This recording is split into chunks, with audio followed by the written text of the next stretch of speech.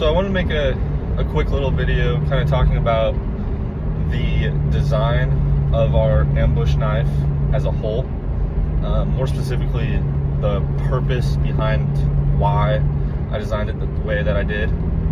I think it's important when you set out to really design anything, but knives specifically, is to decide the purpose for the blade. I'm going to design a bushcrafting blade different than a defensive blade or a skinning blade or whatever.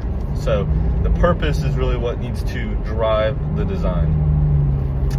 So the ambush specifically was designed with more tactical applications in mind, so more defensive but also utilitarian, things of that nature.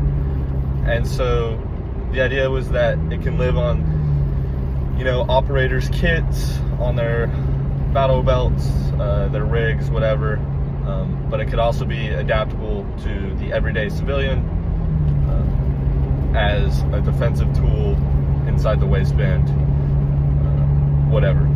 And so we really wanted to keep that slender profile, because when you're going about your everyday or you're on an operation, the blade is not the focus of your kit.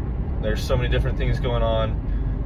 You need to be able to fulfill a variety of roles, and so the real estate available on the kit cannot be all taken up by a knife.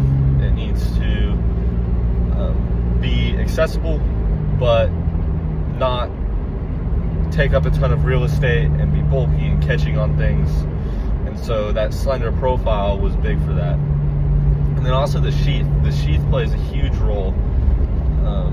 It needs to be secure, but also it needs to be adaptable to whatever situation you're trying to put it in. So if you're trying to switch between running it on a plate carrier and running it on a belt,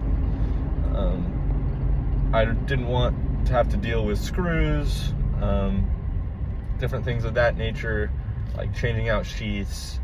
It needed to be kind of a one-size-fits-all. And so that's where the design for the ambush came, and I think it fulfills that role well. I've been swapping it between different kit and stuff, and it's fairly painless. That reversible sheath really allows for you to do that without any tools or anything of that nature. So that's why it's designed the way it is.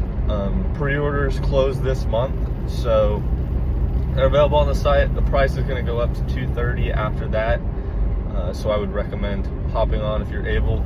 There's also a bunch of merch, so that's available.